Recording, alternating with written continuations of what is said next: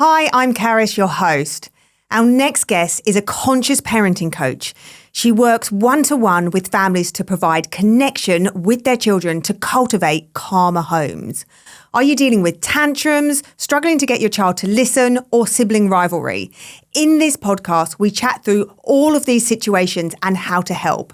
Let me welcome Emily Hughes. So I'm with Emily Hughes today. You're a conscious parenting coach. Yeah. Let our listeners know just a little bit about yourself and what you do, just so they can find out a little bit more about you. Yeah, so I'm a conscious parenting coach, which really means becoming more aware of yourself, understanding yourself more deeply so that when you're triggered, you're able to have that little bit more understanding in order to be able to respond rather than be triggered and reactive with your kids. So I work one-to-one, I work with couples, and it's all about helping them find more ease, joy, and flow in family life. I love that. Definitely something I need more of. So let's start by you telling me, why do you like the term conscious parenting? Yeah, so I mean, there's so many different words, aren't there, for like different styles. Gentle parenting, conscious parenting. Yeah. Yeah, I think conscious for me just is like you're looking at everything very expansively and you're looking at your child's behaviour and your own behaviour with a lot of generosity and with just that little pause to be curious. Yeah. As in, I wonder what's going on here, rather than just going straight in for, you know, how you might have been conditioned in the way that you were brought up with maybe like threats or punishments or rewards. It's just taking that little pause to be curious and be like, I wonder what's going on here for them. I wonder what's going on here for me. And when you take that pause, it's really about being a more sturdy, calm leader. That's what I talk about a lot, is like how we can be sturdy leaders. I love that. I love that terminology, kids. the sturdy leadership. I think that's a great one there. Yeah. And really, I think parenting is the ultimate leadership position. And if you think about it, if you were in a work leadership position, think about all of the support that you would be getting. You'd be getting mentoring, you'd be getting team meetings, you'd probably be getting coaching. And yet in parenting, which is the ultimate leadership position, because it's so important, you know, mostly we get nothing. Yeah. And really, that's what I am here to do, is to help parents to put value back onto their parenting, to stop devaluing it, to take it seriously, to put our intention on it. Because when we do that, good things happen. So true, isn't it? You'd never think of taking on a new job without doing some sort of research, reading something or having some sort of training. Yeah. But yet we have children and we just expect to know what to do. Yeah. And it's one of the biggest things you're ever going to do in your life, isn't Yeah. it? So to not have any coaching or training is quite bizarre, really, isn't it, when we look at it like that? And one of the things that is really challenging here is that the way that we parent is very unnatural for our species as humans. Like if you look at the history of how humans have parented. And, you know, how you can look at this is by looking at hunter-gatherer communities that are still in existence today. And in those hunter-gatherer communities, you have 14 adults responsible for helping to raise each child. Wow. And yet we have somehow, you know, we've all been duped into believing in this weird experiment called the nuclear family, and been made to believe that that's normal. But actually, for 95 to 98% of human history, people were parenting with lots of adults supporting. Yeah. And because we are in that kind of void of support, like it makes so much sense to like seek out that support, because we were never meant to do this alone. Absolutely. So what are some of the main reasons then that parents come to you in your coaching? What are the big topics that you end up helping with? Doubt. Right. It's a huge, huge one. And shame. Interesting. And they might not realise that those are the reasons, but ultimately that's what's underneath. Right. So often they might be coming because they are either very worried about their child and their child's behaviour, or that they are very angry. Right. But underneath both of those issues is often doubt and shame. Okay. And really where I work with parents to get to is a place of trust and confidence, so that no matter what parenting throws at you, because, you can't ever get mastery over parenting, because as soon as you feel like, I've got this, your kids are going to get older and they're going to present new challenges. But if you have that inner trust, that's going to guide you well the whole way through. So one of the things I'm always talking to parents that I work with about is sustainability. Like, there are no short-term quick fixes, right? Or if they are, they come with a cost. Right. Because I think the real flex in parenting is deep connection, grounded trust. Because if you have those two things, they are never going to run out, no matter what your teenagers or no matter what your kids are going to throw at you. If you have those things, a deep, strong connection with yourself and with your kids, and like a sturdy sense of trust that you can handle things, then it's going to be all right. Okay. Yeah. So talk to me a bit about some of those things then that you go through in coaching. So, for example, tantrums. How do you begin to teach your parents how to cope with these situations and have that trust within to know how to handle the situation?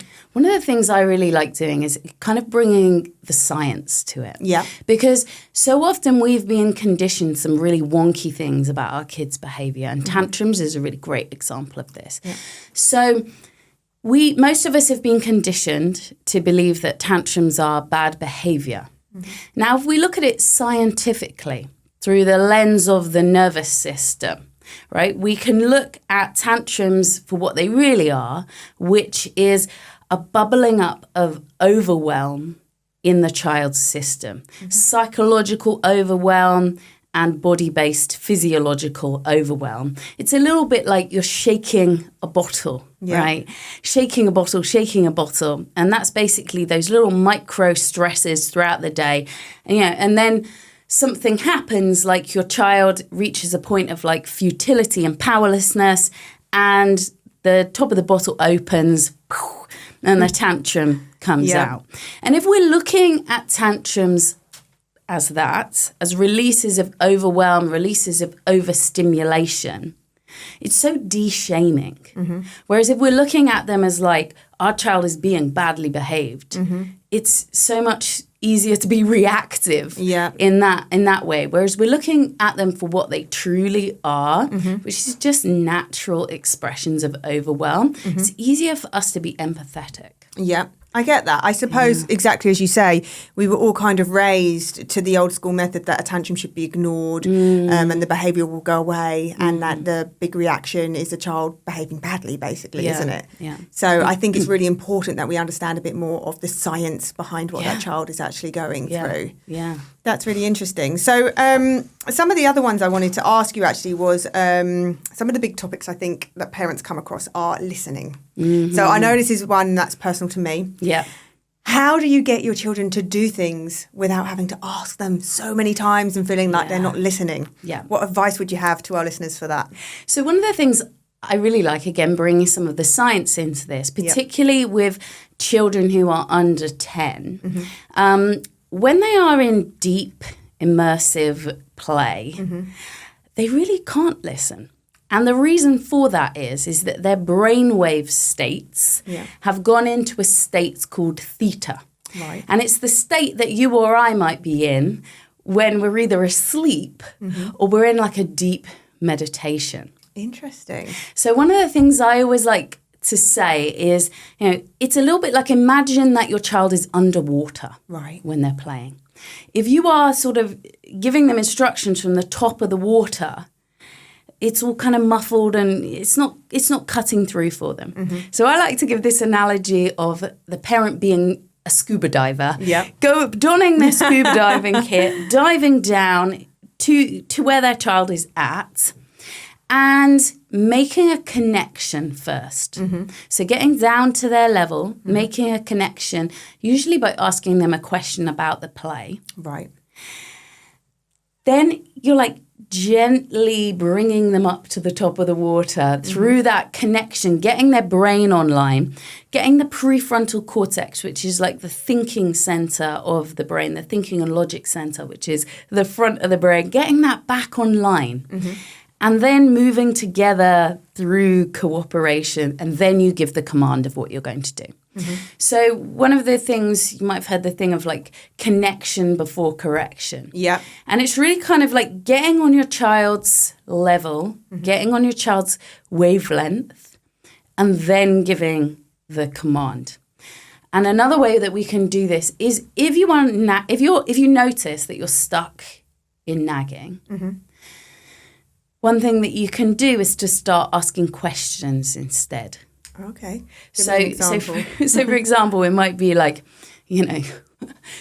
I was working with a parent and they were saying that they were stuck in just saying shoes to their kid in the morning, right?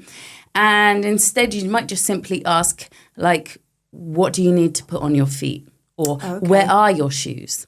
And basically it's engaging your child's problem-solving skills. And when you engage your child's problem-solving parts of their brain, you're like riding a wave of cooperation. And ultimately, we want to raise good problem solvers. Because if your child is a good problem solver, when they get to the teenage years, and when they're really in a situation that is a bit sticky, if they feel like they can problem solve, because problem solving gives your child the belief that they are capable and that they can handle things. And those are two really, really powerful beliefs. Because if you believe that you're capable and you can handle things, so much is possible for you. Yeah. So yeah, switching to asking questions instead of nagging. That's interesting. So you could do that, I suppose, in any scenario, couldn't you? Yeah. Such as, I don't know, taking your plate over from the dinner table. You could ask a question rather than just giving a direct order. And the wonderful thing about asking questions is it helps you as a parent too. Because it just gets you out of this mode of I'm not being listened to. And you have to be creative. You have to think as a parent in order to ask a question. So you're engaging your prefrontal cortex. And when you've got two people whose prefrontal cortexes are online, you're not going to be going so readily into that fight or flight step. Yeah. And when we're in fight or flight, that's where the conflict happens. Yeah. So asking questions is golden. It's a good one. Okay. And you talk about connection, Yeah. the importance there of building the connection so that we can direct the child. I've heard a lot lately spoken about play and the importance of play and how to build that connection, described as that token in the emotional bank account. Yeah. Talk about why play is so important to our children and building that connection. How does it help? Yeah. One of the things I always like to say about play, I think that a lot of parents put a lot of pressure on themselves around play. And often parents are comparing themselves to Bluey's dad. Right. And, if you've watched Bluey's dad, he's so playful. Yep. And sometimes parents are like, I can't be that playful because it feels it doesn't terrible. come naturally. It doesn't as an come adult, does naturally. And, it makes sense if play doesn't come that naturally to you because as an adult, our brains are less hardwired for play, right? Yeah. So one of the things I would suggest is if you find play hard, try being playful instead. And actually it's like when you shift it from being like, I need to do imaginative play with my child for an hour in order to connect, that can feel really onerous and it can feel like a barrier. Yeah. Whereas actually it's like, how can I be playful in, tidying up the toys with my kid? How can I be playful, when my child is in the bath? How can you bring play into, because one of the things is, in order to play, we often need to be feeling safe. Yeah. And a lot of parents are stuck in hypervigilance, because hypervigilance is this sort of like looking out for threat all of the time, because parenting can be so overstimulating. Absolutely. And that's a real barrier to play. And so one of the things that I would suggest is like pockets of presence, pockets of playfulness, where you kind of set aside 10 minutes. Yeah. And your intention is to forget about how much laundry or washing there is to do. And you're just setting your intention for that 10 minutes to just put that aside and be playful and connected. Yeah. And feels more manageable to break it into a 10-minute chunk like that, doesn't it? Rather than the thought sometimes of 40 odd minutes, an hour can feel quite daunting, and like you just don't have the time for it among the mountain of jobs and things that you have to do as a parent. 100%. And the other thing here is children know how to play. They don't necessarily need our help in order to play, but like play, as you say, can be a connective bonding experience. Yeah. But it's only really going to be a connective bonding experience if you feel good whilst you're doing it. So one of the things I like to do with parents is figure out mutual joy. So it's a bit like a Venn diagram, right? Yeah. What does your child love to do? What do you love to do? In the middle of that is mutual joy. Okay. How can you do more of that together? Because that's going to be really genuinely impactful and connective if you are enjoying it and your child is enjoying it. Like, for example, one of my kids loves dancing. Yeah. And so I love dancing too. And I find that to be like ultimate joy. Yeah. Dancing with my 6-year-old, mutually joyful. I actually really enjoy play fighting. And my eldest child, who's nearly 9, he loves play fighting. I like play fighting with him. So, you know, I try to do that because it's mutually joyful for both of us. So finding out what you both like doing, doing more of that, and then that's really genuinely connecting. I like that. I like that idea. Okay. So fighting, I mean, that brings me on to my next question. Sibling rivalry. This is a big one in my household. I've got 2 boys and they fight over the possessions all the time. I've heard that there are 2 big reasons why siblings fight, one being possessions and the second being attention. Talk me through how you begin to handle those challenges within the house. Yeah, so what we need to understand as parents is that the sibling relationship is the most emotionally complex relationship your child will ever have in their lives. I would say it's almost as like it's more emotionally complex than a marriage. And the reason why it's more emotionally complex is because these siblings did not choose each other. And also they are often expected to be right up in each other's personal space, and they're often expected to share stuff. The main thing that they are expected to share is their parents' love, you know. And so we need to accept that this is an enormously emotionally complex relationship, right? Yeah. The number one tool I would suggest is to have designated venting time. So what I mean by this is like a time one-on-one with your child, certainly not in earshot of the other child, where you designate 10 to 15 minutes and you maybe go to a cafe or you make it an event and you're just like, tell me what you like about having a brother or sister and tell me what you don't like about having a brother or sister. And you do this maybe once a week or once a month or however much is needed. And the point here is it is a chance for your child to vent. You are not fixing, persuading. You are not trying to change anything. You are just trusting that if your child has the space to vent about this incredibly emotionally complex relationship, that then they are not going to have to take out so much of their frustrations on their sibling because their frustrations have been heard, they've been validated. So simply you might just repeat back what your child has said in this venting time. And then at the end of it, you might just empathize like, sometimes it's really tough having a sibling. It can be actually quite nice to start with what you dislike and then go on to what you like, because they're probably more receptive to say what they like about having a sibling after they have been heard and validated. Yeah. And this can be really transformational. It's really worked with my two boys to just give them that space to share, because otherwise they're going to take their annoyances and frustrations out on each other.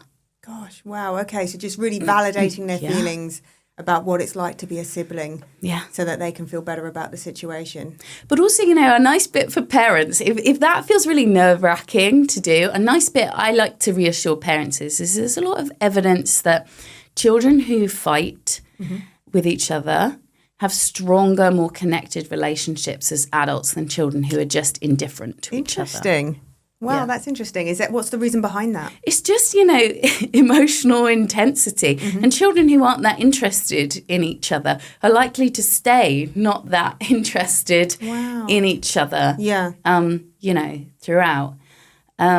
But also, one of the things that is also really important here is, once you've done that validation and working with your kids on boundaries, particularly around things like fighting and how you speak to each other and, having shared agreements that you talk about when everyone's calm on how you express frustrations with each other. Because I like to say that home is the dojo. Right. And it's where our children learn how to manage conflict. And your child who has a sibling, they are going to be so much better equipped to deal with conflict than an only child, because they're getting so much experience in doing so. Well, so we're getting the practice. so we can actually look at this as a wonderful opportunity. Yeah. And the opportunity is, how can I help my children develop really good conflict resolution skills? Yeah. And looking at as an opportunity that perhaps a child who's an only child might not have so readily, that can help us as parents look at it a bit more as a positive challenge rather than something we need to despair about. Okay. And would you say there's an importance to have one-on-one time with your child? 100%. One-on-one time fills the cup. Yeah. And I often say, me and my husband say, if we're having horrible weekend with our kids, the first thing we say is right, we need to have some one-on-one time. It's almost like you stop what's going on, let's have some one-on-one time. And then often after you've had that, because the thing is, one-on-one time meets your child's needs. And often when those sibling conflicts are happening, it's because your child's needs are not being met. And so they're taking it out on each other. Meet the need proactively, and less conflict happens. Interesting. Okay, wow. So I guess that brings us on to problem behaviour. Obviously, you're going to see that whether they've got a sibling or not. But some of the big things I think that parents struggle with, certainly in the younger years, are things like biting, hitting, kicking. What's some of your best advice, really, for how to handle that sort of problematic behaviour? Yeah.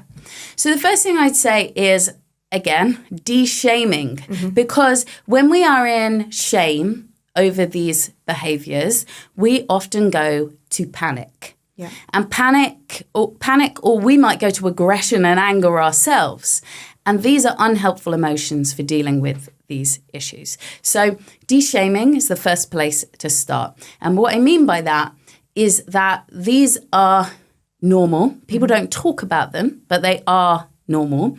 And they are expressions in the nervous system of that fight pathway in the nervous system. And it's really interesting to look at areas of the body that are activated when a child or adult goes into fight in their nervous system.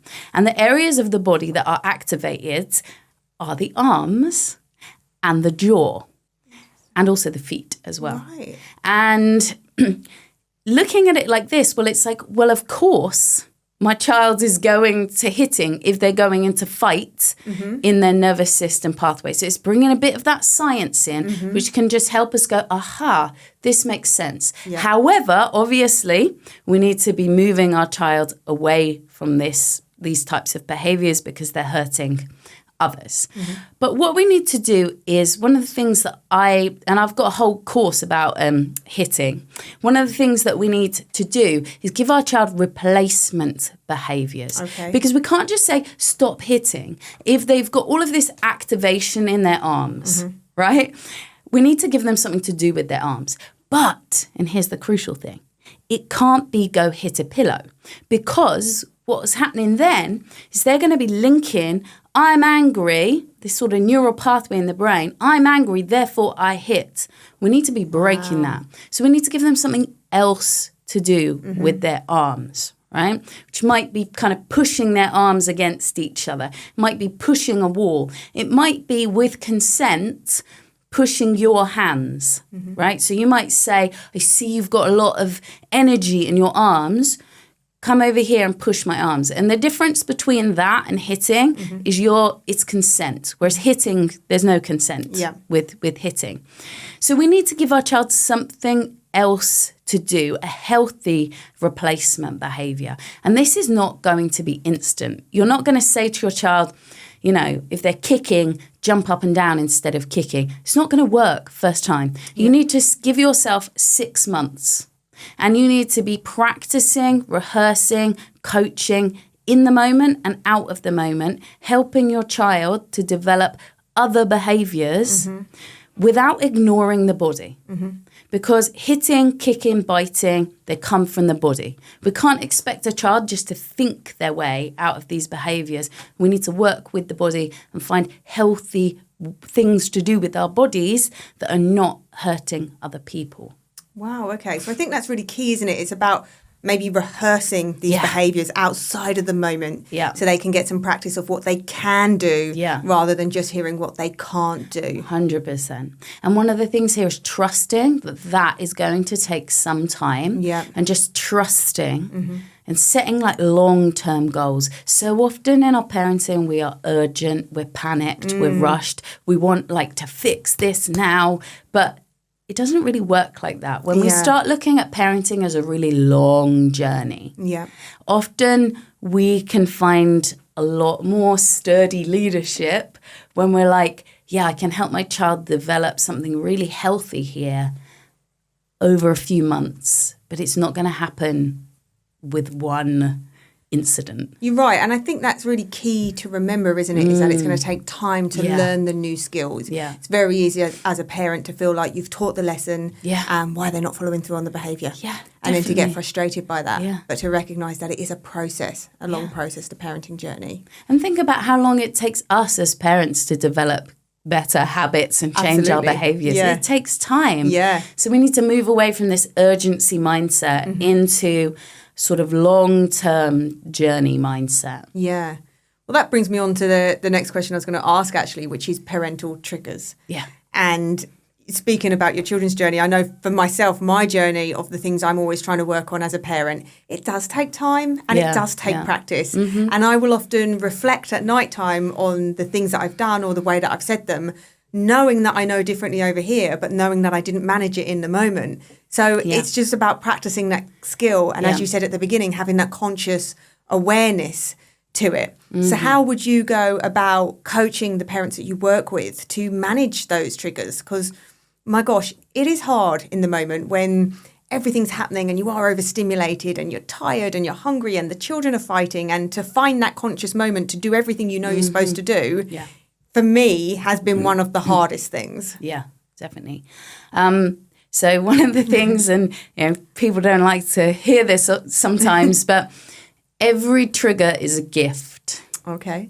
And every trigger is a gift to get to know yourself better, to understand yourself better, and to understand your inner child as well. Because so often when we're triggered, it's not our adult self that is being triggered. It's that wounded inner child that has been triggered. And the greater the trigger, the more you know that it's your inner child having a tantrum inside you. And so often what we're needing when we're triggered is actually soothing. So many of us were really inadequately soothed as children. So everything feels very panicky, very urgent, very high stakes. And actually so often what we're needing is that soothing, grounding, softening, slowing down, because it's the urgency within the trigger that makes it so overwhelming. I really like this idea of taking a conscious pause. So you might have heard this thing around 6 seconds, Right. where it's like it takes 6 seconds between a trigger coming into your system, your brain sending a message down to your kidneys, and then your kidneys producing like adrenaline and cortisol, and before you know it, your body is like flooded with emotion. Okay.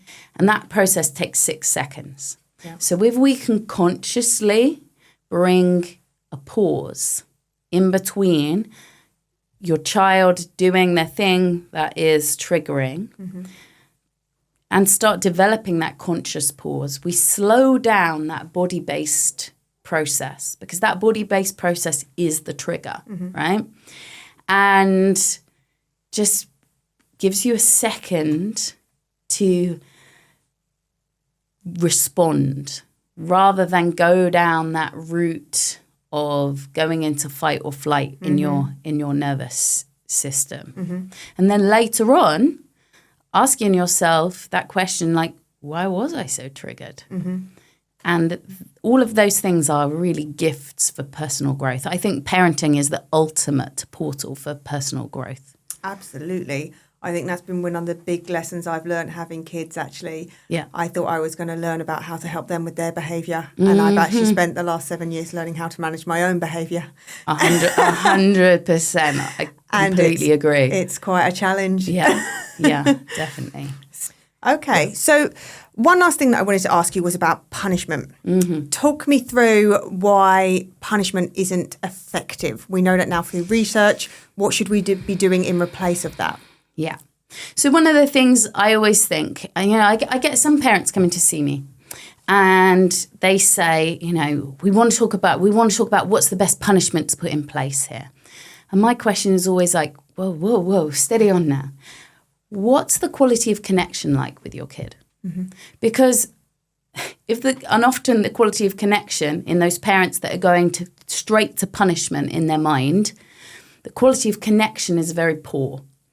And the problem then is that if the connection is poor, there's going to be more heightened, triggered, high-stakes situations. And then the parent is like, well, now I need more punishments. Okay? I think 90% of the work should be happening preventatively. How can you help your child become emotionally intelligent? How can you help your child become a critical thinker, become a responsible person, so that you are not having to have so many issues in the first place? Punishment is like this thing which people put so much emphasis on, when really the emphasis should be going on all of the stuff that's going to help your child become a really great human. And I really, really like the tool of collaborative problem solving. Right. And with collaborative problem solving, again, this is happening proactively in the main rather than reactively. And it's a bit like, here's the boundary and how are we going to meet this boundary? Children need boundaries, but they don't need to be set with so much drama. And bringing in all these threats of punishment all the time, basically what you're doing is you are becoming a threat for your child. And when you become a threat for your child, their nervous system's going to be activated. They're going to feel disempowered. They're going to behave badly. So you break that cycle and you just raise really great problem solvers, raise really emotionally intelligent kids, and you're not having to grapple so much with behavior. Yeah. I like that. You've got to break that cycle then to make that positive change. You have to trust that your child is good. Believe that they're good inside, and build that problem-solving skill. Yeah. I love that.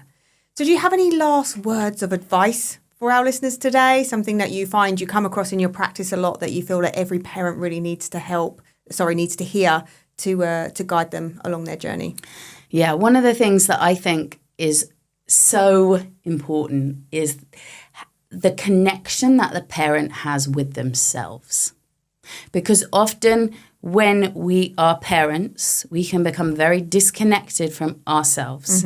We're always focused out there on the child, and we can become quite disembodied. We're like not in our body anymore because we are so kind of focused on making sure that our child is safe, making sure of our child's well-being. We forget our own well-being and we become so disconnected from ourselves. And then what happens when we're disconnected from ourselves is that we get triggered so much more quickly because we're not noticing the build-up to the trigger. We're not noticing how depleted we are. It's that drip effect. Yeah. Yeah. And then all of a sudden we're exploding and it's because we've got an empty cup. Yeah.